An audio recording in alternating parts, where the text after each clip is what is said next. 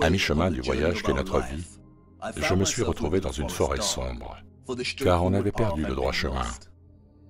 Et au cours de mon voyage, alors que je me frayais un passage à travers les sentiers tortueux du labyrinthe de la tromperie, à la recherche d'un point central de la vérité, j'ai rencontré une femme brillante qui m'a appris beaucoup de faits plats.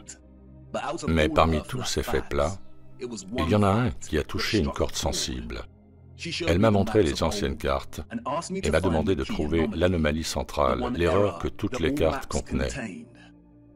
Je lui ai montré les représentations variées de masses terrestres inconnues jusqu'à l'hyperborée. Elle a secoué la tête. Non, trouve la faille. Nous vivons sur une étendue plane. Notre monde est un terrarium électromagnétique entouré d'une mer d'eau éthérée. Et comme tous les terrariums, après leur création initiale, ils commencent à former leur propre atmosphère indépendante. Le Soleil et la Lune voyagent au-dessus de notre monde plat en spirale concentrique. Il y a 5 cercles de latitude importants, nous dit-on. Nous avons le cercle arctique le plus proche du centre, le tropique du Cancer à 23,5 degrés de latitude dans l'hémisphère nord, l'équateur à 0 degré de latitude, le tropique du Capricorne à 23,5 degrés de latitude dans l'hémisphère sud, et le cercle antarctique. Le Soleil part de l'équateur à l'équinoxe de Mars et remonte en spirale concentrique jusqu'au tropique du Cancer. Lorsque le Soleil est dans cette position, l'hémisphère nord connaît l'été et l'hémisphère sud l'hiver. Ensuite, le Soleil change de direction et commence à revenir vers l'équateur. Le mot tropique vient du mot latin tropicus, qui signifie relatif à un retour. Le Soleil repart en empruntant la même trajectoire en spirale concentrique et atteint à nouveau l'équateur, puis continue son chemin et atteint le tropique du Capricorne. Lorsque le Soleil est dans cette position, l'hémisphère sud connaît l'été et l'hémisphère nord l'hiver. Après un certain temps, le Soleil change de direction et commence à revenir vers l'équateur pour l'équinoxe de Mars. L'équinoxe se produit lorsque le Soleil se trouve dans le cercle de l'équateur, et ceux qui vivent le long de cette ligne de latitude verront le Soleil directement au-dessus d'eux à un angle de 90 degrés à midi. L'équinoxe de Mars marque une saison de printemps dans l'hémisphère nord, et l'équinoxe de septembre marque une saison d'automne. Si vous vivez dans l'hémisphère sud, la situation est inversée, et l'équinoxe de septembre marque le printemps, et l'équinoxe de Mars l'automne. Il est important de noter que le Soleil n'atteint jamais le cercle arctique, ni le cercle antarctique. Il n'atteint jamais les pôles. Il se rend jusqu'au cercle des tropiques et fait ensuite demi-tour. Le point où le Soleil atteint son excursion la plus au nord et la plus au sud par rapport à l'équateur est appelé le solstice. Solstice vient du mot latin solstitium, qui signifie point où le Soleil semble s'arrêter. Et en effet, nombreux sont ceux qui remarquent que le Soleil semble s'arrêter au solstice. Et c'est parce que, dans un sens, c'est le cas. Il atteint l'excursion la plus au nord et la plus au sud et fait demi-tour. Mais pourquoi le tropique du Cancer et du Capricorne? Qui a donné un nom à ces cercles de latitude? Nos ancêtres historiques. Ils avaient des instruments à mesurer le temps qui leur indiquaient non seulement les secondes de l'heure, les heures de la journée, mais aussi le moment du crépuscule et de l'aube et la phase actuelle de la Lune. Leurs horloges comprenaient le vrai temps, la vue d'ensemble. Ils comprenaient l'horloge céleste. Les étoiles au-dessus de nous, au-delà de notre firmament et dans les eaux du ciel, tournent à un degré constant toutes les 4 minutes d'est en ouest, c'est-à-dire dans le sens inverse des aiguilles d'une montre. Cela signifie qu'elles tournent à 15 degrés par heure. 15 degrés multipliés par 24 heures font 360, un cercle complet. Les étoiles au-dessus sont fixes. Elles ne s'écartent pas de leur parcours dans le sens inverse des aiguilles d'une montre, mais tournent et accomplissent un cercle complet chaque jour. Nos ancêtres historiques le savaient. Ils ont classé les étoiles du ciel en constellations fixes. Ils ont divisé le cercle de 360 degrés du ciel en 12 arcs de division de 30 degrés, dans lesquels se trouve chaque constellation du zodiaque. Ils ont désigné chaque constellation dans chaque arc de 30 degrés par un symbole anthropomorphique, dont la plupart sont des animaux. Zodiaque est un mot intéressant. Zodiac, les arcs du zoo. Oui, les parallèles avec l'Arche de Noé sont étonnamment évidents. Chaque constellation du zodiaque se déplace de sa position fixe dans les eaux du ciel d'1 degré tous les 72 ans. Les étoiles du cercle au-dessus de nous sont fixes dans leur position, mais tous les 72 ans, le cercle entier se déplace d'1 degré. C'est ce qu'on appelle la précession de l'équinoxe. Rappelez-vous que chaque arc est de 30 degrés. Si nous multiplions 72 par 30, nous obtenons 2160 ans. Il faut 2160 ans pour que le cercle ci-dessus se déplace d'un arc entier. Les astronomes appellent cela un âge, et c'est ce que l'on entend par l'entrée ou l'aube d'un nouvel âge. Comme l'indique Wikipédia, le tropique du Cancer et celui du Capricorne ont été nommés ainsi parce qu'il y a de nombreuses années, avant Jésus-Christ, avant l'ère chrétienne, le Soleil se trouvait dans la constellation du Cancer au solstice de juin, et le Soleil se trouvait dans la constellation du Capricorne au solstice de décembre. Que signifie le fait que le Soleil se trouve dans une constellation donnée au moment du solstice? Cela signifie une position du Soleil dans le ciel lors du midi solaire. Bien sûr, à midi solaire, nous ne sommes pas en mesure de voir les étoiles dans le firmament. Par conséquent, pour discerner la position du Soleil par rapport aux constellations, il faut soit 1. Une connaissance approfondie des étoiles et de leur position dans le ciel. Nos ancêtres, nous dit-on, créaient des cartes stellaires et utilisaient des appareils tels que les astrolabes. Soit 2. Une technologie informatique capable de cartographier et de superposer la position du Soleil sur la toile de fond des étoiles et des constellations à midi solaire. La présence du Soleil dans la constellation d'un signe du zodiaque donné signifie exactement ce que cela signifie. À midi solaire, le jour du solstice, le Soleil doit se trouver devant une constellation donnée. Regardez de plus près la roue du zodiaque, qui figure sur le cadran de ces horloges. Nous constatons que les constellations du Cancer et du Capricorne sont toutes deux polairement opposées l'une à l'autre. Ce sont les noms des 2 lignes de latitude sur les cartes, et que nous utilisons pour discerner l'excursion la plus au nord et la plus au sud du Soleil au-dessus de notre surface plane. Toutes les cartes du monde cartographique historique affichent ces 2 cercles de latitude sous le nom de Cancer et de Capricorne. Nous le voyons sur les cartes de Mercator, sur l'Ortelius, sur le rouge, sur l'Abono Monte. Les cartes cartographiques combinent la soi-disant science avec l'ascèse pour communiquer efficacement des informations spatiales. Elles s'efforcent d'être précises. Et nous utilisons encore aujourd'hui cette désignation du Cancer et du Capricorne pour ces cercles de latitude sur nos cartes cartographiques. Google Earth utilise également ces désignations, mais pourquoi? Comme l'indique Wikipédia, lorsque cette ligne de latitude a été nommée au cours des derniers siècles, le Soleil se trouvait dans la constellation du Cancer, au solstice de juin, moment de l'année où le Soleil atteint son zénith à cette latitude. De même, lorsque le tropique du Capricorne a été nommé, le Soleil se trouvait dans la constellation du Capricorne au solstice de décembre. Et la roue du zodiaque est très facile à comprendre.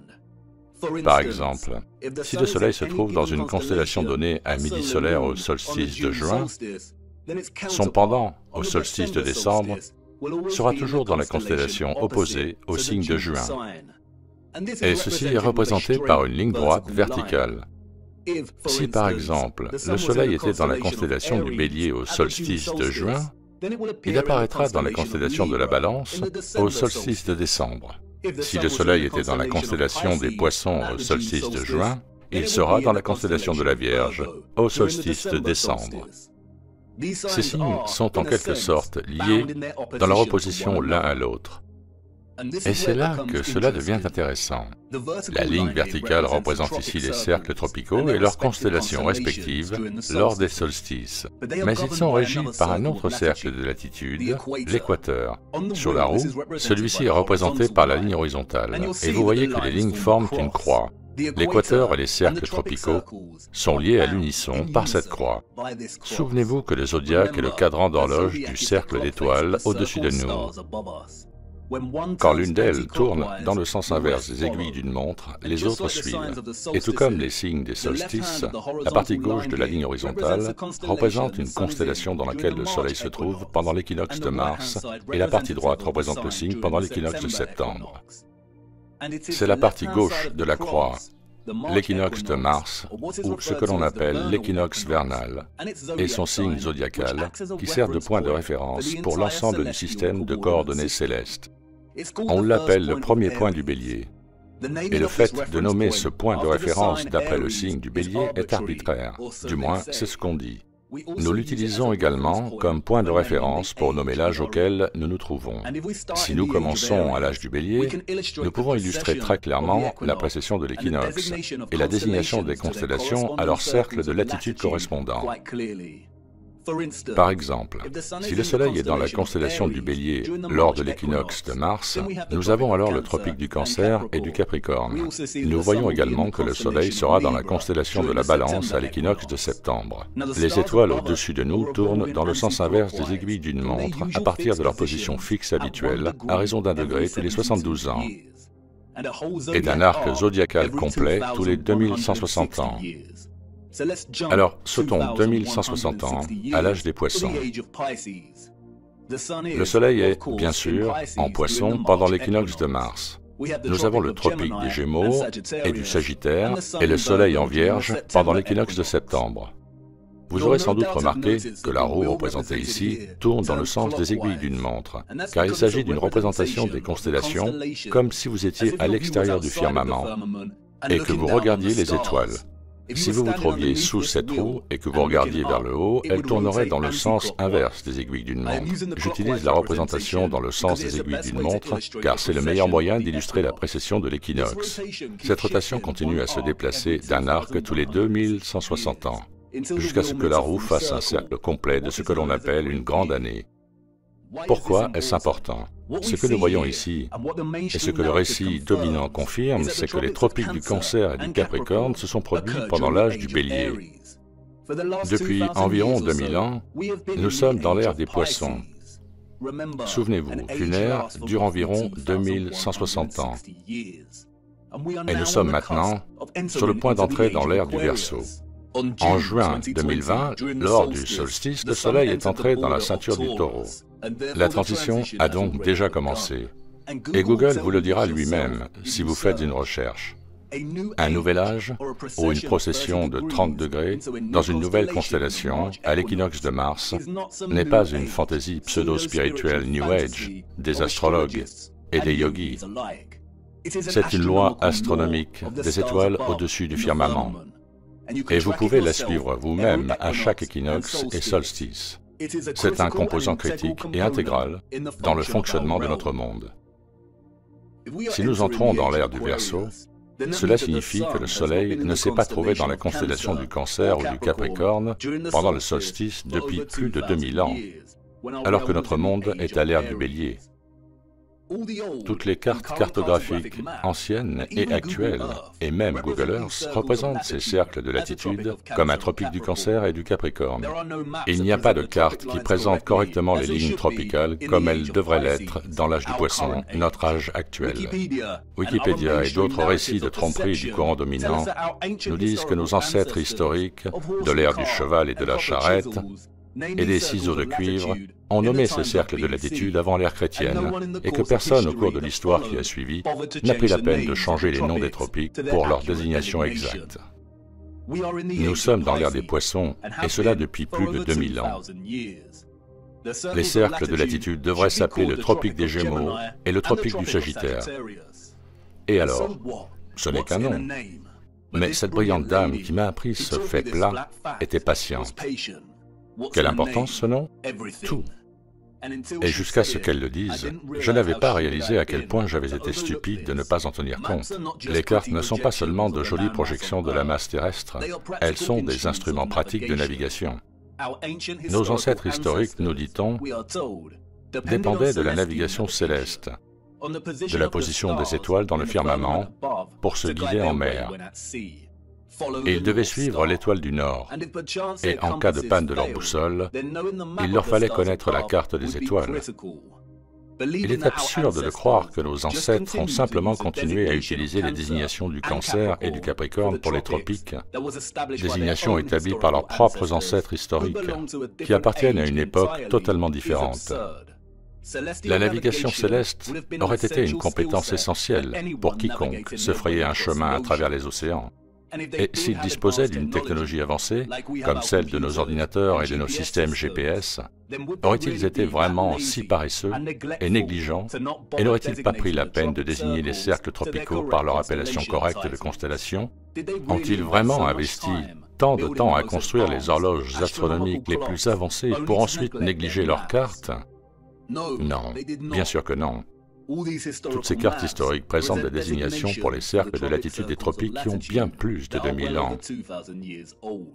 Pourquoi? Et pourquoi utilisons-nous encore aujourd'hui cette désignation? Car voyez-vous, ces cartes et toutes nos cartes, y compris Google Earth, sont des outils de tromperie. Où sont les cartes de l'ère des poissons? Les cartes des 2000 dernières années? Et ces cartes pourraient-elles en fait avoir plus de 2000 ans? Il semble que quelqu'un ne veuille pas que nous connaissions l'âge dans lequel nous résidons, ou qu'il veuille nous détourner de la découverte de l'importance réelle de la précession de l'équinoxe. Le fait plat de cette brillante femme nous laisse avec les conclusions suivantes. Les cartes, toutes, Mercator et ainsi de suite, sont soit 1. Des cartes originales qui appartiennent à une période qui s'est déroulée il y a des milliers d'années et auxquelles on a donné de fausses dates et de faux récits entourant leur création. 2. Des copies et des versions manipulées de cartes originales qui ont été créées il y a plus de 2160 ans.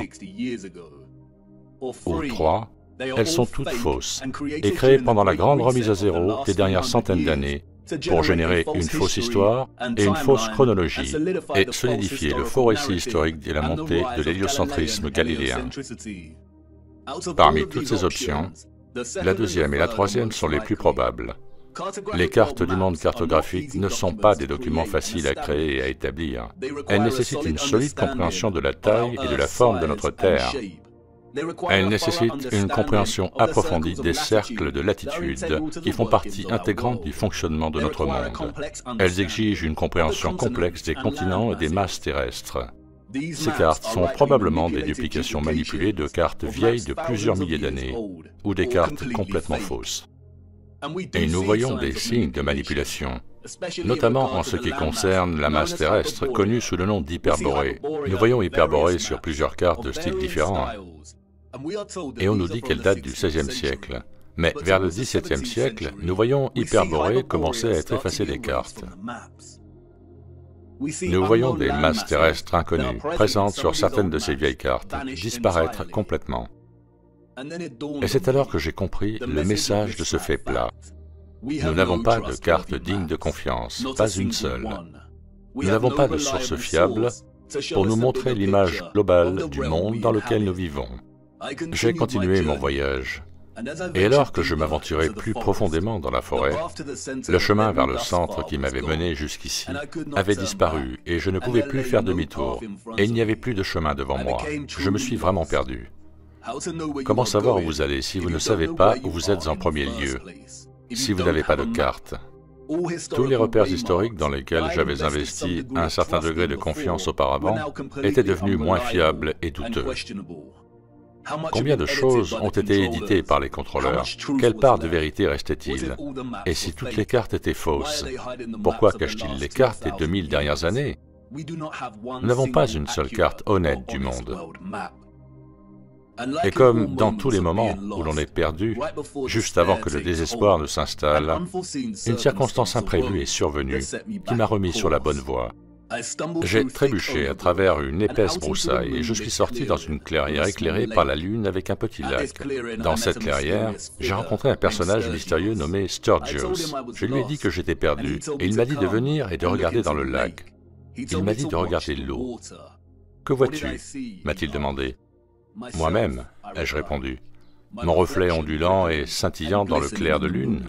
« Miroir, miroir, regarde au-delà de toi-même » a-t-il dit, « que vois-tu » Et elle était là, comme elle avait toujours été. Miroir, miroir, bien plus haut. Miroir, miroir dans le ciel. Miroir, miroir, ô combien ils ont menti.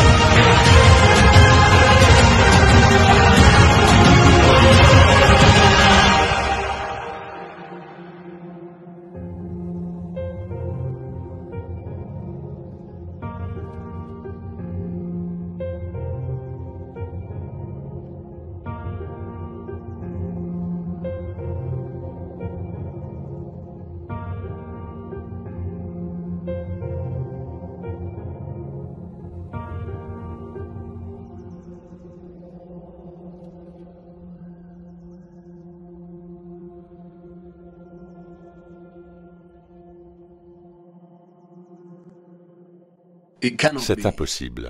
Tout ce temps, caché à la vue de tous. Un reflet déformé, peu fiable, mais inébranlable. Une image quasi photographique à la fois de notre monde connu et qu'est-ce que c'est? C'est le monde inconnu. Merci Sturgios pour tout ton travail. Sturgios a cartographié chaque continent dans les moindres détails. Son travail est méticuleux.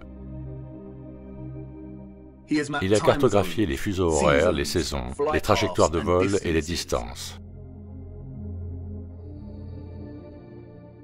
La première vraie carte de la Terre plate, et c'est de la plus haute importance, principalement en raison de la masse terrestre inconnue ici, que Sturgios a nommée Terra Vista, d'après la masse terrestre d'Abano Monte, du même nom. Pourquoi n'avons-nous jamais entendu parler de cette Terre avant?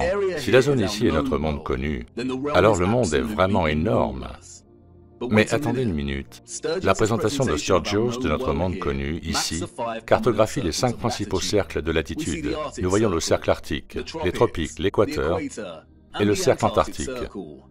Et Sturgios a cartographié le voyage concentrique du Soleil autour de ces cercles de latitude, cartographiant les saisons et les fuseaux horaires avec la plus grande précision et exactitude. Alors, qu'est-ce qui se passe? Le Soleil et la Lune ne peuvent pas parcourir la totalité des masses terrestres présentées ici, car cela prendrait trop de temps. Est-ce que cette masse terrestre n'a pas son propre Soleil? Ou peut-être que la Lune n'est pas une carte du vaste monde, après tout?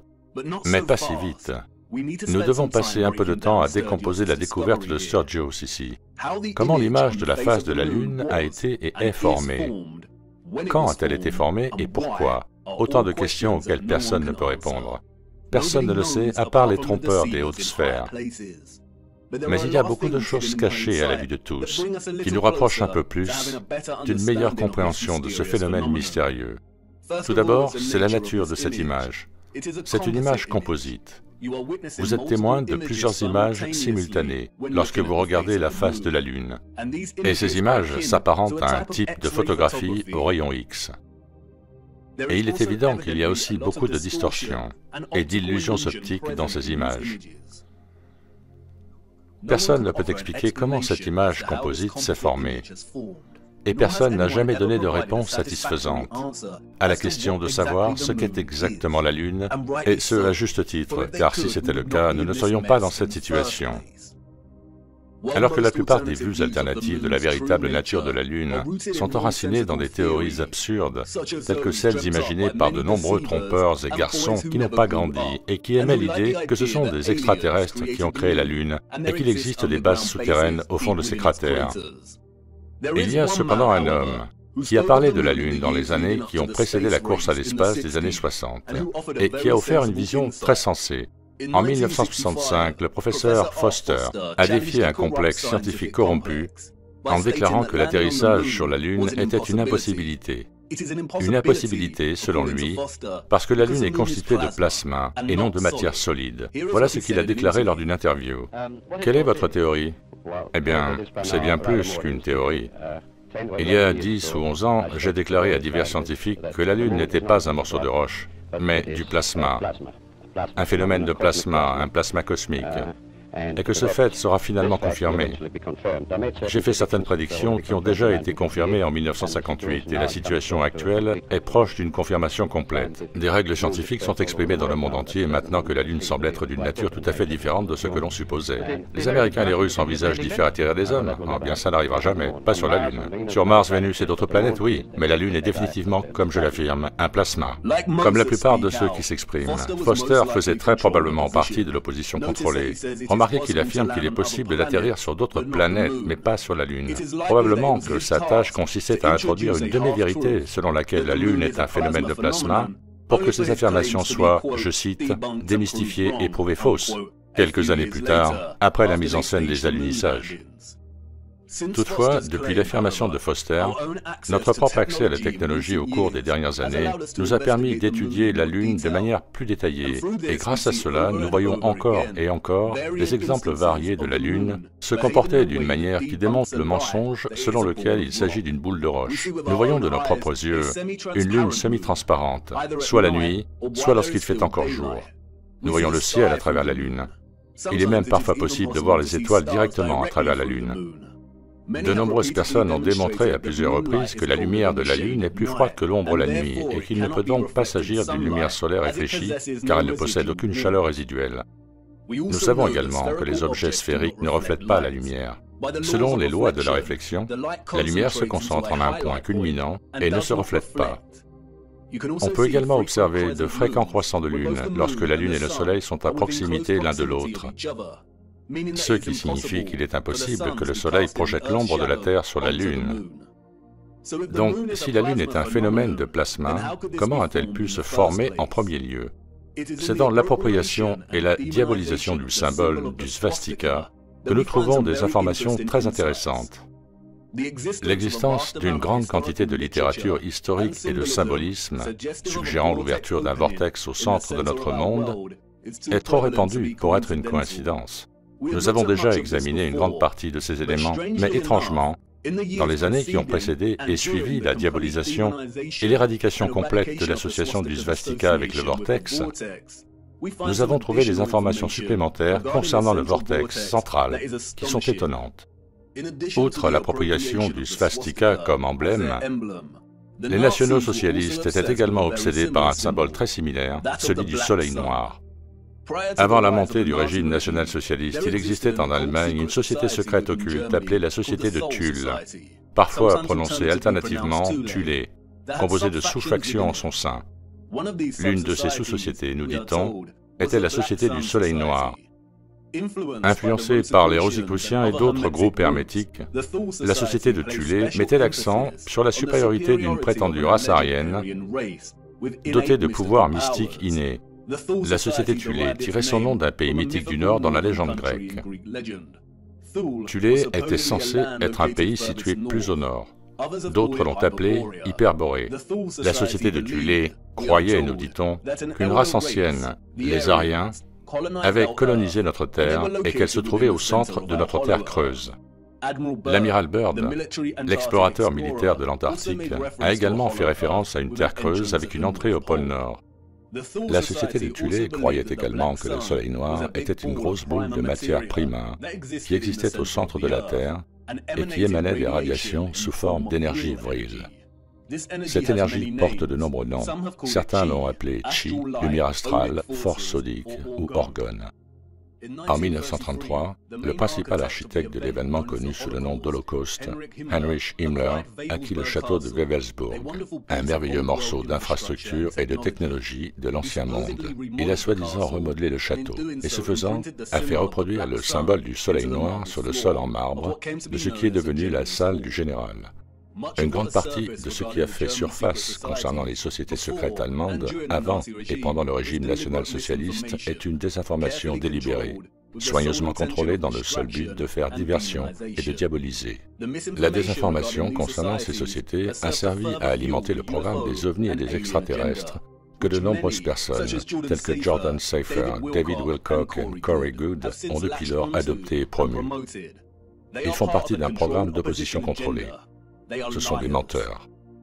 L'unique intention de divulguer des informations sur les sociétés secrètes allemandes était d'associer le concept ridicule d'une race aryenne extraterrestre supérieure, existant dans le noyau nord de notre monde, ou s'ouvrant au centre, avec une dictature maniaque qui a entraîné un génocide horrible, ou en d'autres termes, de les faire paraître plus fous qu'ils ne l'étaient déjà.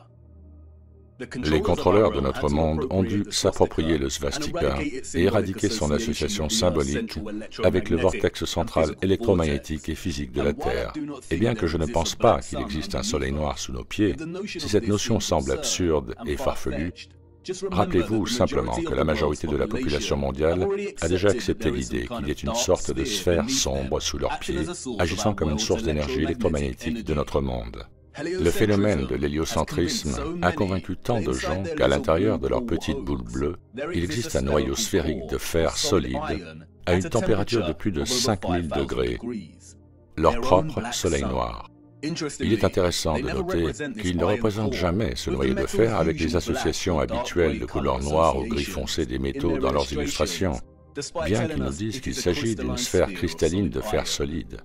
Autour du noyau de fer solide se trouve une couche extérieure de fer fondu. Et c'est à cause de ce fer liquide chaud, nous dit-on, que la Terre a un champ magnétique torique. Et des millions de personnes ont accepté cette idée, ces diagrammes stupides qui ressemblent à des Satsuma, malgré le fait que la profondeur la plus importante qu'un humain ait jamais forée dans la Terre est de seulement 12 km. Le modèle héliocentrique doit reconnaître l'existence d'une source d'énergie interne, car elle est bien réelle et notre monde ne peut exister sans elle.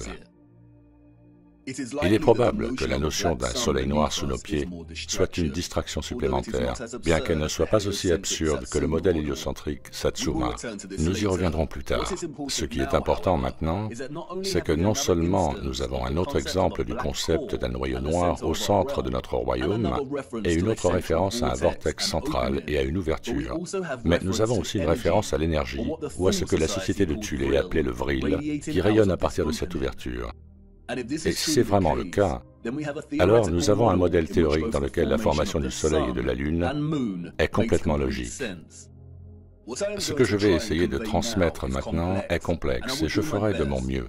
Mais j'ai besoin que vous oubliez d'abord tous les modèles terrestres avec lesquels vous vous êtes familiarisés. Il se peut que les choses n'aient pas de sens au début, mais à la fin, elles en auront.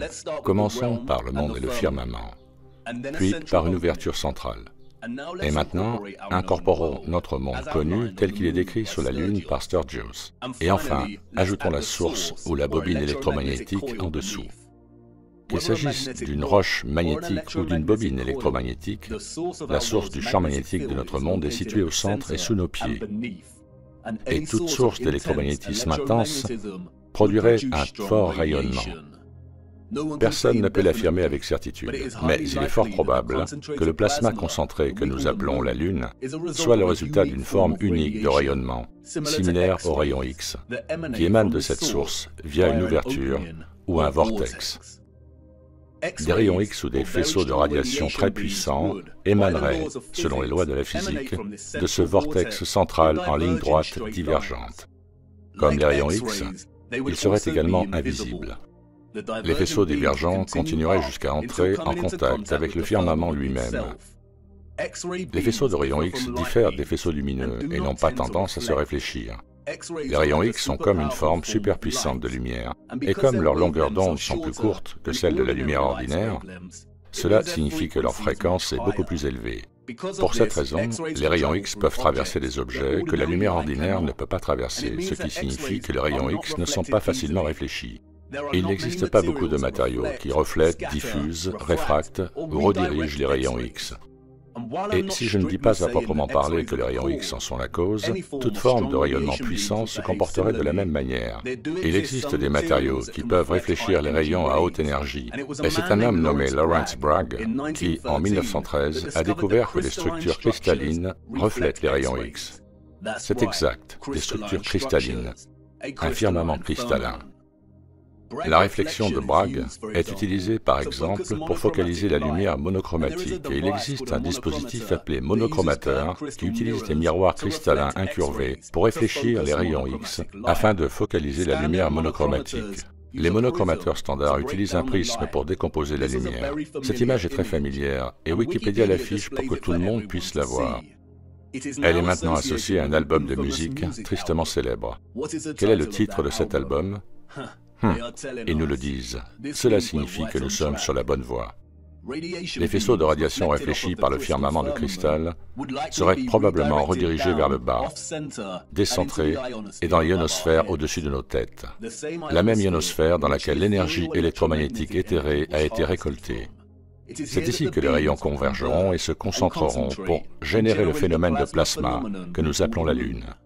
L'idée que les rayons électromagnétiques se réfléchissent dans le firmament et convergent dans l'ionosphère peut sembler saugrenue, mais il existe de nombreuses expériences amateurs que vous pouvez réaliser vous-même afin de démontrer le pouvoir de concentration des rayons lumineux. Comme on le voit ici, les rayons du soleil réfléchis dans le miroir concave sont capables de produire une chaleur intense et d'allumer un feu. Les rayons lumineux réfléchis se concentrent en un point pour générer de l'énergie. Et n'oubliez pas que les faisceaux de rayonnement, comme les rayons X, sont beaucoup plus puissants que les rayons lumineux. Si la Lune est un point de plasma concentré et condensé, alors cela doit se produire dans l'une des couches de l'ionosphère au-dessus de nous. Tous les gaz nobles internes de notre ionosphère apparaissent dans différentes couches et à différentes altitudes.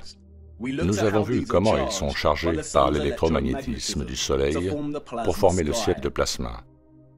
À une certaine altitude dans l'ionosphère, il y a deux couches de gaz de néon et d'hélium. Il est probable que le Soleil se forme de façon similaire à l'intérieur de ces couches. Après tout, l'hélium est linguistiquement très similaire à Hélios. Il est cependant probable que la Lune se forme au niveau d'altitude où le gaz krypton est présent. Le krypton est connu pour sa lumière blanche phosphorescente. Il est également utilisé pour créer du plasma non thermique ou froid, comme le démontrent les scientifiques contemporains qui développent ce domaine aujourd'hui. La raison principale pour laquelle la lumière de la Lune est froide et non chaude comme celle du Soleil n'est pas connue, mais elle est probablement due à une polarité produite par leur interaction avec notre champ électromagnétique dans l'ionosphère, la Lune étant le diélectrique de polarité négative par rapport à la charge positive du Soleil. Les cratères observés sur la Lune sont probablement dus à la génération de ce plasma. Il s'agit peut-être d'une sorte d'émulsion de plasma qui présente une sorte de dégazage ou de bouillonnement, comme on le voit avec les défauts de peinture à l'uréthane. Récemment, des théories bizarres ont émergé, selon lesquelles nous vivrions à l'intérieur de l'un de ces cratères sur la Lune. Ce n'est pas exact.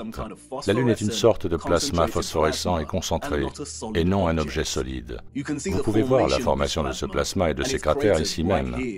Ce n'est pas solide, c'est une lumière.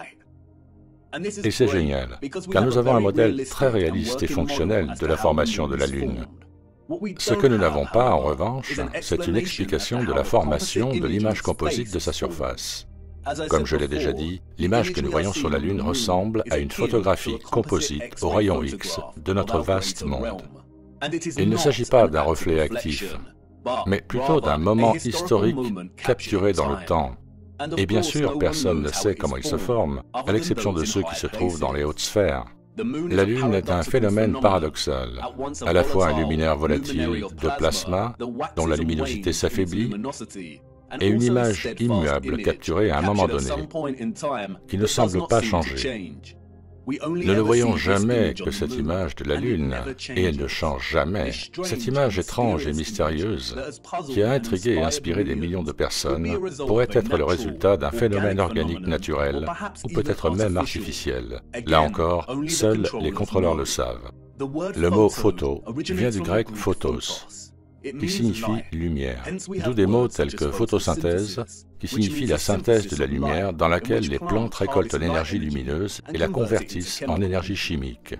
Un photon est le quantum du champ électromagnétique, comprenant le rayonnement électromagnétique tel que la lumière. La notion selon laquelle l'imagerie photographique n'est pas un phénomène organique naturel est une énorme idée fausse. Cette assertion n'est pas correcte. Le mot photographie signifie dessin à la lumière. Le concept de matériau naturel sensible à la lumière est bien compris. Notre corps commence à s'assombrir lorsqu'il est exposé à trop de lumière solaire. En fonction de l'exposition aux UV, notre corps peut développer des lignes de bronzage. La lumière dessine littéralement sur nous. Certaines textures et certains textiles peuvent s'estomper ou remonter à la surface lorsqu'ils sont exposés à la lumière. Et il existe des obturateurs naturels de caméra. Un obturateur naturel de caméra se produit lorsqu'un espace obscurci avec un trou permet aux rayons lumineux de pénétrer depuis l'extérieur de l'espace, ce qui entraîne la projection d'une image de l'espace extérieur à l'intérieur de la zone obscurcie. Nous pouvons même voir des images projetées d'une éclipse solaire ici, sur le sol, sous une canopée de feuilles, grâce au trou dans celle-ci. Cet obturateur naturel de l'appareil photo a bien sûr inspiré les premiers développements de la technologie photographique. Il est intéressant de noter que le gaz noble krypton, le même gaz présent dans notre ionosphère, est utilisé depuis des années, nous dit-on, comme composant intégral des flashs des appareils photo pour la photographie à grande vitesse. C'est également un composant essentiel des scanners IRM hyperpolarisés. Il est également possible que le visage de la Lune ne soit pas un phénomène naturel, mais le résultat d'une expérience. Les films photographiques et radiographiques sont créés par la fusion d'une émulsion de gélatine avec des cristaux d'argent microscopiques. Grâce à cela, l'exposition à la lumière permet de capturer une image latente invisible. Lors de l'exposition à la lumière, les cristaux d'halogénure d'argent atteignent une taille visible, et c'est ce qu'on appelle l'impression de l'image. L'argent microscopique était essentiel à la production d'images photographiques traditionnelles, sans quoi cette technologie n'aurait jamais vu le jour. Il est intéressant de noter que, dans leur alignement des métaux nobles avec les corps astronomiques, les alchimistes ont désigné la Lune comme ayant le pouvoir sur le métal argent. La naissance de la photographie moderne a commencé en 1800, nous dit-on, lorsque l'oncle de Charles Darwin a essayé de capturer l'image produite par un appareil photo obscurcissant. Il a découvert qu'en enduisant du cuir blanc de nitrate d'argent, il était possible de capturer partiellement des images réelles. L'utilisation du nitrate d'argent a été développée par Louis Daguerre, qui a donné naissance au daguerréotype et à la photographie moderne. Mais ce qui est intéressant, c'est que le nitrate d'argent porte un autre nom. Ils l'ont appelé lunar caustique, en hommage à l'association entre la Lune et l'argent par les alchimistes. Il est également intéressant de noter que de nombreuses représentations maçonniques des alchimistes représentent le Soleil et la Lune sous forme de rayons réfléchis. Quelle coïncidence que les alchimistes, qui n'ont probablement pas existé comme on nous le dit, aient associé la Lune au métal même, sans lequel la photographie traditionnelle est impossible. Ce n'est pas une coïncidence. Les habitants de l'Ancien Monde savaient ce qu'était la Lune, et peut-être qu'une civilisation plus ancienne qui les a précédés, et qui était également technologiquement avancée, a contribué à rendre cette image sur la Lune. Ce n'est pas une notion si absurde, si l'on considère que nous expérimentons continuellement des choses à l'échelle cosmologique aujourd'hui. Mise en scène de faux lanceurs de fusées qui s'accrochent parfois au firmament, développement de soleils artificiels et certains démons en haut lieu essaient même de trouver des moyens d'obscurcir le soleil. Les humains ont toujours poussé leurs ambitions à l'extrême lorsqu'il s'agit des luminaires, et je ne vois pas pourquoi les civilisations avancées du passé auraient été différentes. Mais la façon dont ce phénomène d'image composite est apparu n'est pas important pour notre voyage. C'est ce qu'il nous montre qui est important. Et peut-être vaut-il mieux laisser la Lune enveloppée de mystère. Qu'il s'agisse d'une image photographique, radiographique, naturelle ou artificielle, l'important est sa nature composite. L'image que nous voyons ici est une combinaison d'au moins deux images fixes qui sont superposées l'une à l'autre. La première image que nous voyons, comme l'ont montré à maintes reprises les travaux révolutionnaires de Sturgios, est un contour squelettique des masses terrestres de notre monde, semblable à une radiographie et d'une manière que nous n'avons jamais vue auparavant. Dans cette image, nous voyons tous les continents que nous associons à la Terre, ou ce que l'on appelle plus justement le monde connu, représenté par les zones sombres de l'image, et nous voyons également de vastes étendues de terre et de continents que nous ne connaissons pas du tout.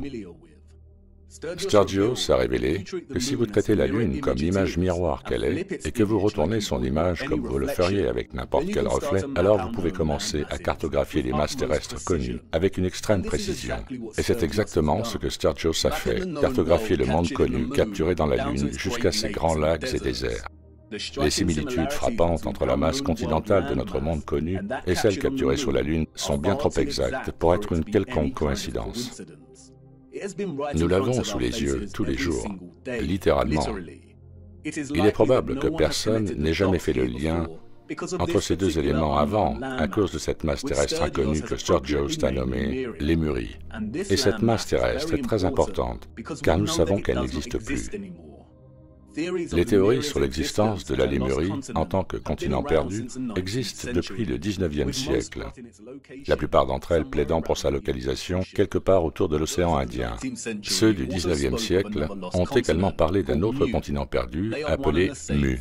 Ils sont une seule et même chose. Les anciennes cartes de Mu situent la Terre exactement à l'endroit où elle se trouve sur la Lune.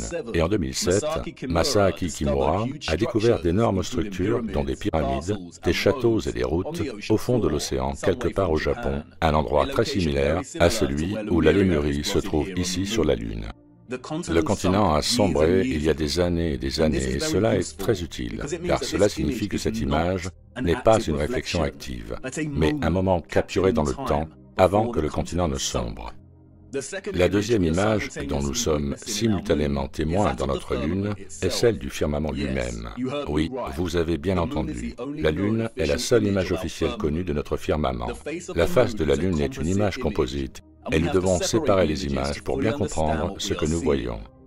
Nous avons la masse terrestre du vaste monde, et il s'agit d'une image sous un certain angle. Puis nous avons une autre image sous un angle différent. Je ne peux qu'illustrer cela en vous le montrant. Cette zone spécifique de la Lune est principalement ce qui donne au phénomène son apparence sphérique en 3D. Les menteurs héliocentriques aiment cette zone de la Lune, et ils l'ont utilisée comme une arme de tromperie contre nous. Ce n'est pas un cratère avec des rayons comme ils nous le disent. Regardez de plus près, regardez bien. Ce ne sont pas les marques d'un objet sphérique. C'est le sommet du firmament en dôme depuis l'intérieur du dôme. Regardez bien. C'est une image composite sur la Lune, présentant les deux images simultanément.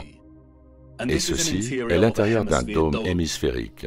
Et maintenant, vous voyez, si vous alignez le point d'apex central d'un dôme hémisphérique intérieur, alors cela devient tout à fait évident. Si vous effacez les lignes vectorielles restantes du dôme, alors cela devient vraiment évident. Et une fois que vous le voyez, il devient très difficile de ne plus le voir. Ce n'est pas une sphère, c'est une illusion d'optique. Ce sont les marques d'un dôme hémisphérique. Et c'est non seulement le sommet de la couronne intérieure du firmament, mais aussi un reflet du centre de notre monde. Cette zone de la Lune donne sa forme sphérique à cause des rayons qui en émanent. Mais comme vous pouvez le voir, c'est une illusion d'optique. Les rayons sont en fait des nervures hémisphériques qui partent de la couronne du dôme. La zone au milieu de ces nervures n'est pas un cratère. C'est le vortex situé directement sous le point le plus haut du dôme. Les contrôleurs ont nommé cette zone Tycho.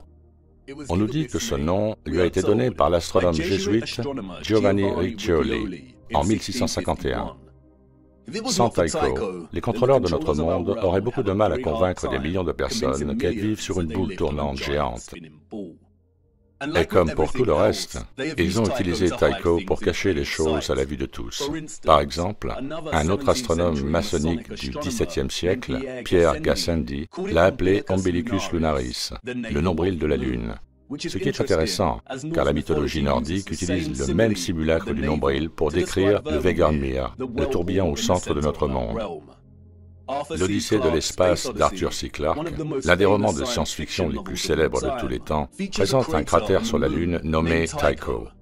Dans ce roman, les scientifiques constatent qu'un puissant champ magnétique émane du cratère et découvrent qu'il provient d'un monolithe cubique noir enterré à 50 mètres dans le cratère. Un monolithe noir, un rupes nigra, une roche noire magnétique. Si vous séparez les deux images, vous pouvez voir clairement qu'il s'agit en fait de deux images sous deux angles différents qui se sont en quelque sorte superposées l'une à l'autre. Nous ne voyons pas d'océan ou de masse d'eau capturée dans la première image, ce qui suggère qu'une sorte de rayonnement X est en jeu. C'est pour cette raison que nous ne voyons pas de vortex au centre de la première image. Et encore une fois, personne ne sait comment ces images ont été formées. Mais si une sorte de faisceau de rayonnement était responsable, alors la première image des masses terrestres de notre vaste monde a très probablement été capturée lorsque les rayons ont frappé le firmament, et lorsque ces rayons ont été réfléchis dans notre ionosphère et ont commencé à former la masse de plasma que nous appelons la Lune. Il est probable que la deuxième image a été capturée, et c'est l'image du firmament, de la structure existant au-dessus de nous. Et c'est pourquoi nous pouvons voir le contour de cette structure, les étoiles au-delà de cette structure et la réflexion du vortex et d'autres grandes profondeurs en dessous. La Lune est un chef-d'œuvre de perspective déformée, une incarnation plasmatique de la théorie, ce qui est en haut est en bas.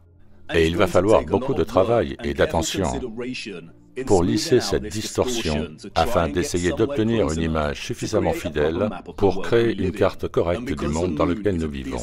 Et parce que la Lune est une masse de plasma semblable à un disque, la première image de la Terre présente une certaine distorsion curviligne, et vous pouvez la voir ici sur les bords, alors que la Terre commence à se déformer et à s'enrouler légèrement. Un travail sérieux doit être effectué pour créer une projection plate de cette distorsion. Mais cela ne devrait pas être trop difficile, car la distorsion est minime sur ses bords. Et c'est pourquoi Sturgios peut cartographier les cercles de latitude, les saisons et les fuseaux horaires avec une grande précision. Une carte sans distorsion pourrait ressembler à ceci. Mais des questions importantes demeurent. Si le vortex central est absent de l'image de la Terre sur la Lune, alors pourquoi Sturgios a-t-il tracé la Terre que nous supposons être l'hyperborée ici, et qui n'est pas au centre? Et qu'en est-il de toutes ces autres terres? Le Soleil et la Lune ne peuvent pas voyager au-dessus de toutes ces terres, car il leur faudrait plus de 24 heures pour en faire le tour, et nous connaissons les trajectoires du Soleil et de la Lune. Et la grande question, celle que vous voulez désespérément poser depuis que vous avez découvert la seule carte que nous ayons. Où est le mur de glace dont vous, les platistes, parlez sans cesse? Commençons par l'hyperborée. Et c'est ici que de nombreux platistes peuvent éprouver une dissonance cognitive. Bien que Sturgios ait tracé l'hyperborée ici, il n'y a aucune preuve qu'il s'agisse de la véritable hyperborée. Il y a beaucoup de masses terrestres différentes dans cette région, et nous ne pouvons pas en être sûrs. Cela me fait mal de dire que l'hyperborée n'existe peut-être pas comme nous l'avons cru. L'hyperborée de Makita est probablement l'œuvre des maçons pour nous écarter du vrai chemin. Et c'est ce à quoi sert notre objectif, n'est-ce pas? Creuser pour trouver la vérité est une entreprise difficile et en creusant plus profondément, nous nous rendons compte que les artefacts que nous avons découverts auparavant ne sont peut-être pas aussi utiles ou importants que nous le pensions au départ. Nous nous trompons tous, mais restez avec moi. Pas besoin de désespérer pour le moment. Il est très intéressant que la carte d'Abano Monte ait été ajoutée à la collection de cartes de l'Université de Stanford et mise à la disposition du public en 2017, la même année où la Terre plate gagnait considérablement en popularité et où les gens commençaient à se réveiller. Il est aussi intéressant qu'elle ait été disposée comme une planosphère. Les énormes feuilles individuelles de cette carte étaient initialement disposées comme une projection d'Atlas, mais David Ramsey a acheté une carte en 2016 et l'équipe s'est mise au travail en scannant chaque feuille individuellement et en les traitant numériquement pour les enrouler autour d'une sphère. Peut-être que la publication de la merveilleuse carte de Monte était une tentative de faire croire aux platistes qu'Hyperborée était située au pôle Nord et de convaincre les dubitatifs qui ne s'étaient pas encore vraiment réveillés. Un acte très subtil de manipulation. Mais pourquoi voudrait-il que les platistes restent fixés sur l'Hyperborée? J'ai quelques idées concernant l'hyperborée, mais d'abord nous devons nous tourner vers les horloges. Ceux de l'Ancien Monde savaient. Ils savaient exactement sur quel type de terre ils vivaient et c'est affiché pour que tout le monde puisse le voir juste ici, dans les horloges astronomiques. Le cadran zodiacal ici, ou ce qui est officiellement connu comme le cadran écliptique, sur l'horloge astronomique de Prague prétendument construite au XVe siècle, ne divise pas ces arcs de constellation de 30 degrés de manière égale. Il est également décentré par rapport à la carte située derrière et apparaît déformé. Ainsi, de nombreuses horloges de l'Ancien Monde présentent des cadrans écliptiques très similaires. Mais regardons d'un peu plus près cette magnifique horloge de Prague. Comme vous pouvez le voir, le cadran écliptique contient une bordure qui présente une série de lignes verticales. Ces lignes représentent une tranche de 5 jours, et chaque section zodiacale représente un mois. Les habitants de l'Ancien Monde utilisaient ce cadran pour suivre les saisons, les phases de la Lune et pour présenter la date. Mais dans un monde de cercles parfaits, pourquoi 6 des arcs de 30 degrés sont-ils représentés dans un espace plus petit que les 6 autres? Ils contiennent tous 5 sections, alors pourquoi sont-ils différents? Comme vous pouvez le voir ici, l'horloge astronomique de Prague présente la Terre au milieu. Pourquoi le cadran écliptique doit-il être plus grand et décentré par rapport à la représentation de la Terre? Les menteurs officiels de notre monde, les contrôleurs sataniques, ont bien sûr une réponse. Et ils nous disent que c'est parce que le cadran de l'écliptique est une projection stéréographique. La projection stéréographique est une fonction de cartographie qui projette une sphère sur un plan. Toutes les cartes sont des projections stéréographiques. Nous n'avons pas de carte précise. Wikipédia nous dit que le plan de l'écliptique est projeté sur le cadran de l'horloge et qu'en raison de l'angle de rotation incliné de la Terre par rapport à son plan orbital, il est décentré et apparaît déformé. Le point de projection de la projection stéréographique est le pôle Nord. Dans leur modèle héliocentrique fabriqué, la Terre a une inclinaison axiale de 23,4 degrés. Les contrôleurs ont dû inventer l'inclinaison axiale pour justifier tout le mensonge sphérique, pour justifier les saisons, les climats très différents, et pour justifier la position fixe absolue de l'étoile polaire par rapport au vrai nord géographique. La raison pour laquelle l'étoile polaire ne semble pas bouger, disent-ils, est que celle-ci se trouve presque en ligne directe avec l'axe de rotation de la Terre, au-dessus du pôle Nord, le pôle Nord céleste. L'étoile polaire est presque immobile dans le ciel et toutes les étoiles du ciel boréal semblent tourner autour d'elle. Rappelez-vous, tout dans leur modèle se déplace à des vitesses incompréhensibles. Mais nous pouvons voir de nos propres yeux que l'étoile polaire reste fixe. S'ils n'avaient pas inventé l'inclinaison axiale, ou ce que l'on appelle l'obliquité de l'écliptique, ils n'auraient aucun moyen de justifier cela dans leur modèle féerique de planètes en orbite. L'étoile polaire ne bouge pas, elle reste fixe. Si vous êtes en Islande ou en Amérique, vous pouvez filmer une traînée d'étoiles de l'étoile polaire et elle reste fixe, mais elle n'est pas fixée directement au-dessus de nos têtes dans ces endroits. Le seul endroit où l'on peut l'observer directement au-dessus de nos têtes à un angle de 90 degrés est le véritable pôle Nord géographique. Vous savez, cet endroit où personne ne s'aventure. Et c'est pourquoi ils ont inventé l'inclinaison. Ils nous disent que le véritable pôle Nord géographique de la Terre est incliné directement vers l'étoile polaire et que comme la Terre tourne sur ses petits axes, l'étoile polaire semble rester fixe. Ils nous disent que la nature inébranlable de l'étoile est une illusion d'optique, mais leur mensonge s'effondre rapidement lorsque l'on considère que tout le système de constellations des étoiles là-haut reste constant. Nous voyons toujours les mêmes étoiles et les mêmes constellations. Si la Terre tournait sur son axe en orbite autour du Soleil, et que ce dernier traversait notre galaxie, qui se déplace également dans un univers plus vaste, la précession de l'équinoxe serait-elle vraiment si prévisible? Les constellations des cercles tropicaux de latitude apparaîtraient-elles vraiment avec une telle constance en union, année après année, au solstice, ou cela semblerait-il un peu plus aléatoire? Ce sont des menteurs, et nous savons tous que l'eau ne ment pas.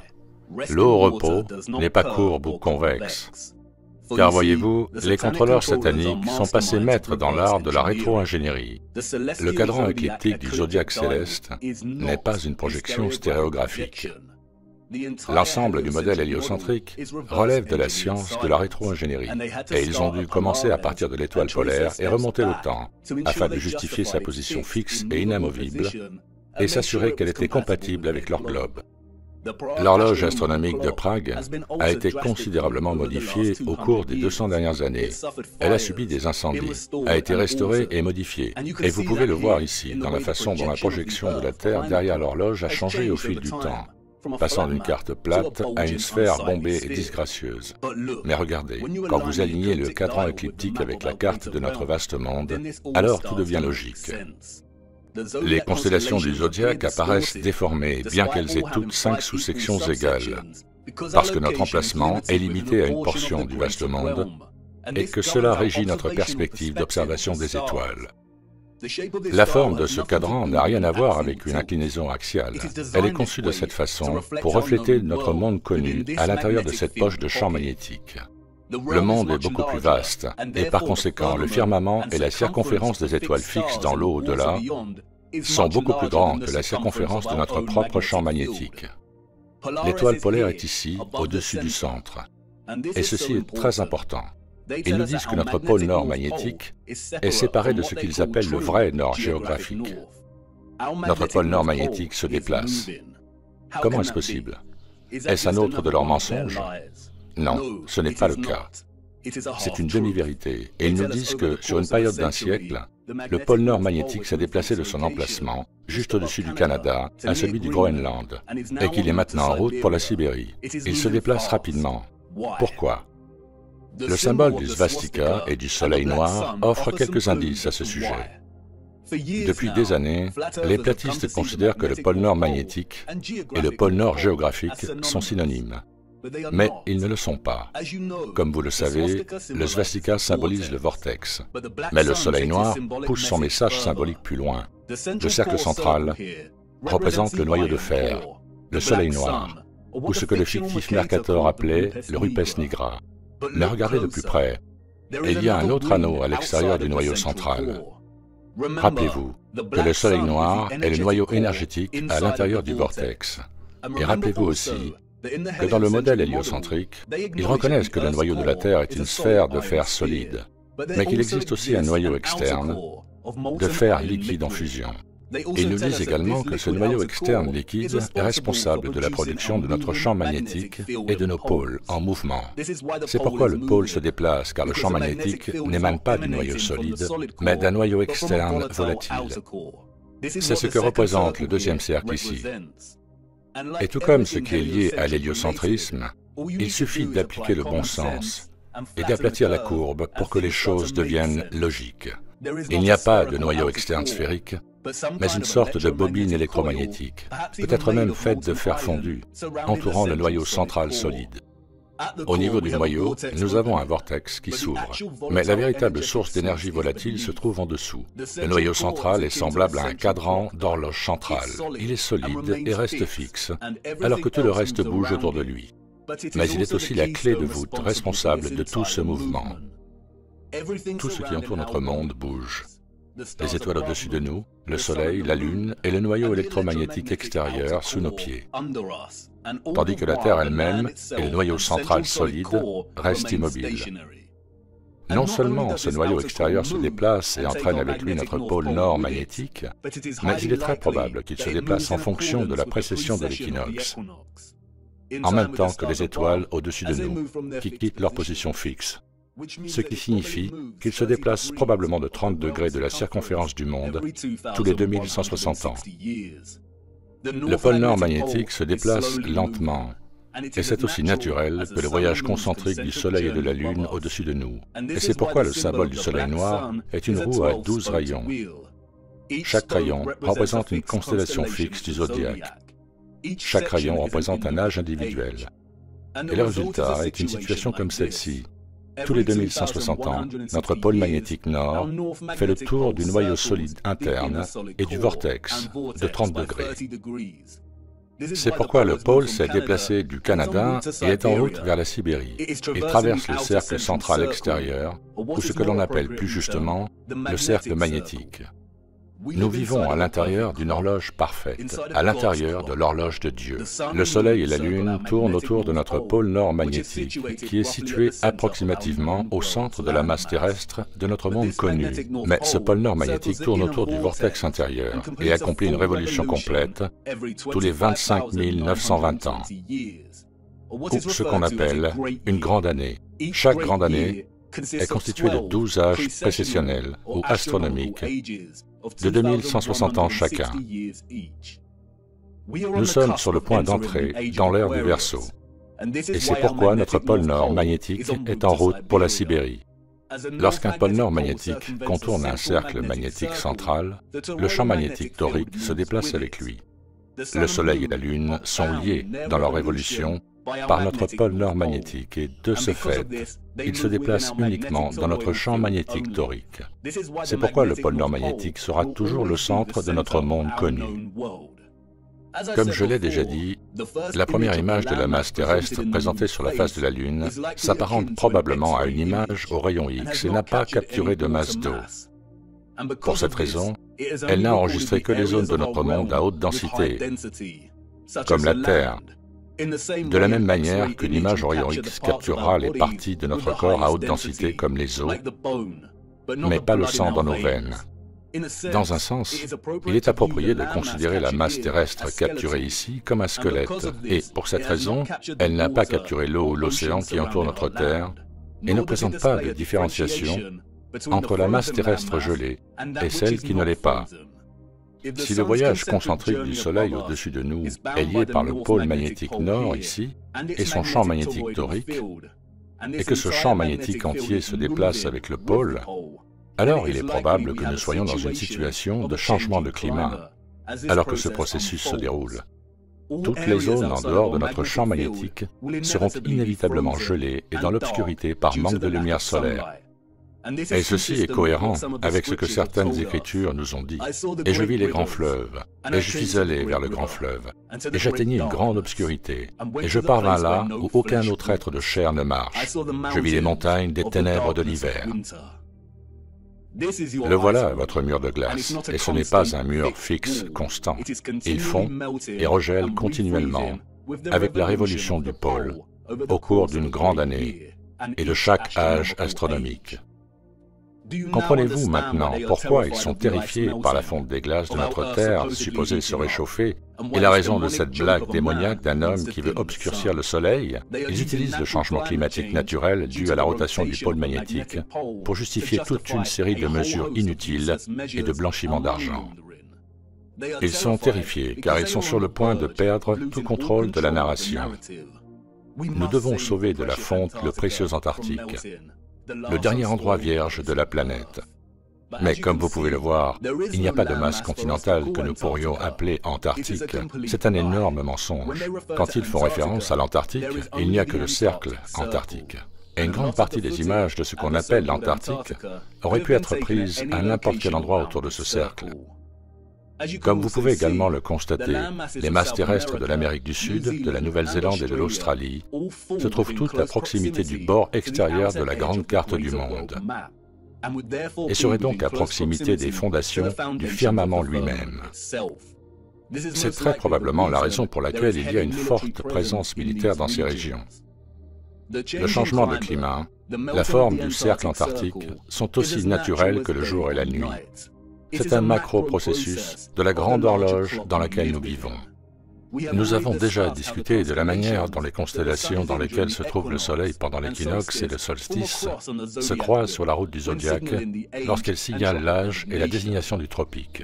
Nous allons à nouveau examiner de plus près l'horloge de Prague. Le cadran central de l'horloge est placé au centre de notre champ magnétique et le Soleil et la Lune se déplacent dans ce champ. Notre champ magnétique est décentré par rapport à l'ensemble du vaste monde. Il ne s'agit pas d'une croix régulière, mais d'une vraie croix, ou de ce que l'on appelle aujourd'hui une croix latine ou un crucifix. Nous vivons dans la poutre transversale de la croix. Et au cas où vous ne l'auriez pas remarqué, notre pochette de champ magnétique dans le Grand Royaume forme également un croissant de lune. Pas le type de croissant de lune associé au mercure et à l'argent alchimique, mais ce type de croissant de lune. Le même symbole que les contrôleurs se sont appropriés et ont redésigné pour représenter la noblesse. La croix et le croissant sont des expressions naturelles inhérentes au fonctionnement de la machine temporelle dans laquelle nous vivons. Ils sont des expressions naturelles de l'horloge de Dieu. Et nous nous sommes trompés. L'étoile polaire n'est pas située à 90 degrés au-dessus de notre pôle nord magnétique, dans la région que nous appelons Arctique, où se trouve le Groenland et l'Islande.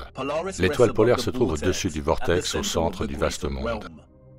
Et c'est ici que la distinction entre les directions cardinales géographiques et les directions magnétiques doit être soulignée. Lorsque nous voyageons dans notre monde connu ou sur les terres situées dans notre champ magnétique torique, nous utilisons une boussole magnétique et le pôle magnétique est au centre. C'est pourquoi, lorsque nous voyageons d'ouest en est, nous décrivons un cercle, et lorsque nous voyageons vers le nord, nous nous rapprochons du centre, et lorsque nous voyageons vers le sud, nous nous éloignons directement du centre. Cependant, il existe aussi des points cardinaux géographiques. Et que disent les Écritures à ce sujet? C'est juste là, dans la référence d'Enoch aux 4 quarts du monde. Notre champ magnétique, selon Enoch, se trouve dans le nord géographique du vaste monde. On appelle la première région l'orientale, car elle est la première. On appelle la deuxième le midi, car le Très-Haut descend là. Puis la région du couchant, dont le nom est l'imparfaite. La 4e région, dont le nom est nord, se divise en 3 parties. La première d'entre elles est l'habitation des hommes. La deuxième est dans les mers des eaux, et dans les abîmes, et dans les forêts, dans les fleuves, et dans les ténèbres, et dans la nuée. Et la 3e partie est dans le jardin de justice. Le vortex se trouve au centre du monde, ou ce qu'il est plus approprié d'appeler le vrai nord. L'image radiographique de la Terre sur la carte de la Lune ne montre pas ce vortex, mais, comme nous l'avons vu, il est présent dans la deuxième image du firmament.